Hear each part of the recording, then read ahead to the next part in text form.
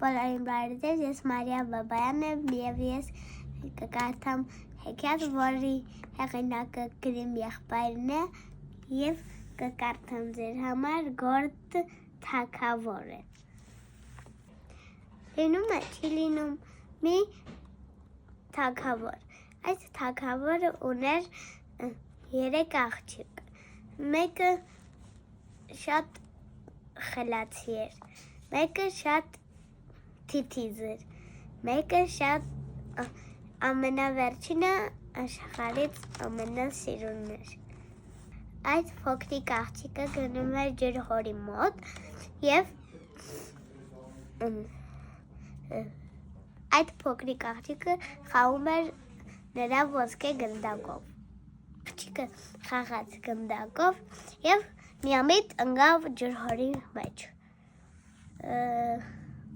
Հետո մի հատ գորտ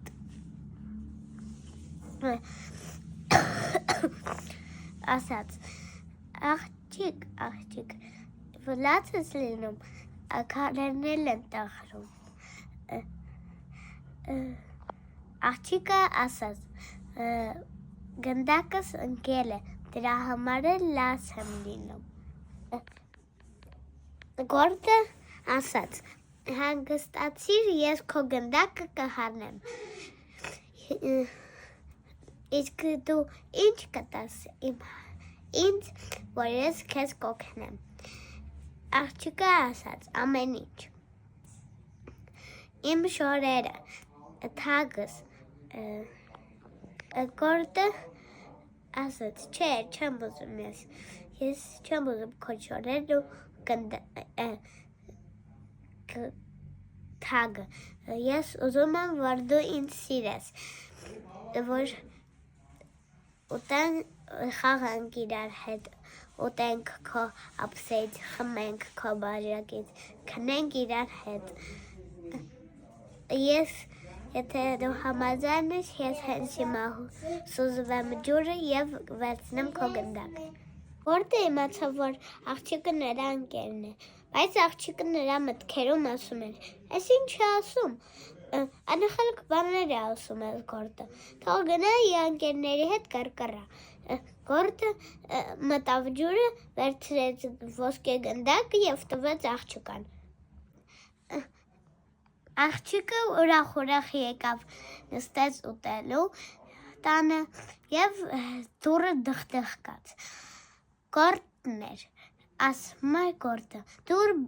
դուռը բաց արա, թագավորի աղջիկ։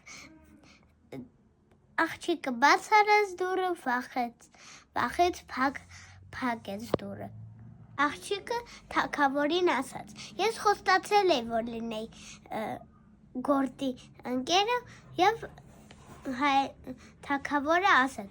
դե եթե խոստացել ես, պիտի խոստումդ կատարես։